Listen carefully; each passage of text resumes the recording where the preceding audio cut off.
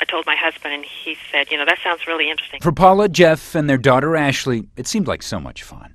For $99 and a cheek swab, the website 23andme.com could trace your lineage back 10,000 years. I was looking forward to getting the results back. When Paula eagerly looked at those results, Jeff and Ashley, she found, I felt my stomach just drop. Were not related. When I brought that up and brought my daughter's and my husband's DNA up next to one another, that's when it said that they didn't share any DNA at all. And I said, you're not going to believe this, but it's showing that you are not related, that you share no DNA. I said, are you thinking what I'm thinking? And he says, of course. What they were thinking is about how Ashley was conceived. In the early 90s, Jeff and Paula had trouble getting pregnant, so they received artificial insemination at Reproductive Medical Technologies, a clinic associated with the University of Utah. And in 1992, Ashley was born.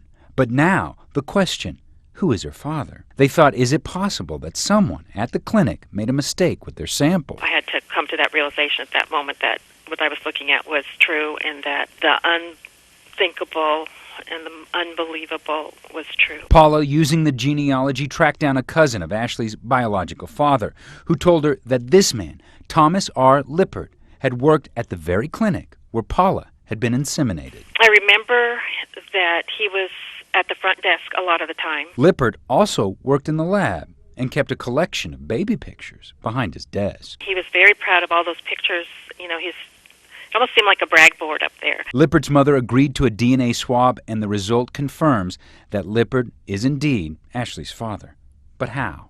Paula thinks Lippert switched his samples with Jeff's. All those photos of the babies that he was so proud of, I said, oh my God, how many of those are his biological children? But this story only gets more stunning. Finding out who Tom Lippert was was an absolute shock. Tom Lippert, before working at RMT from 1988 to 1994, was a college professor who served 2 years in prison for a high-profile kidnapping case that made national headlines.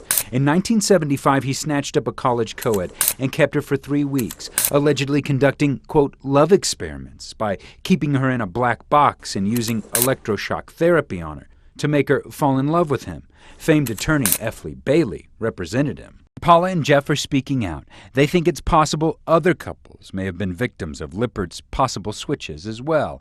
But when it comes to their daughter Ashley, Paula says she wouldn't change a thing. I keep telling myself we wouldn't have our daughter if it wasn't what happened to us. So I just balance out everything with that, because nothing is better than our daughter. Chris Jones, 2 News.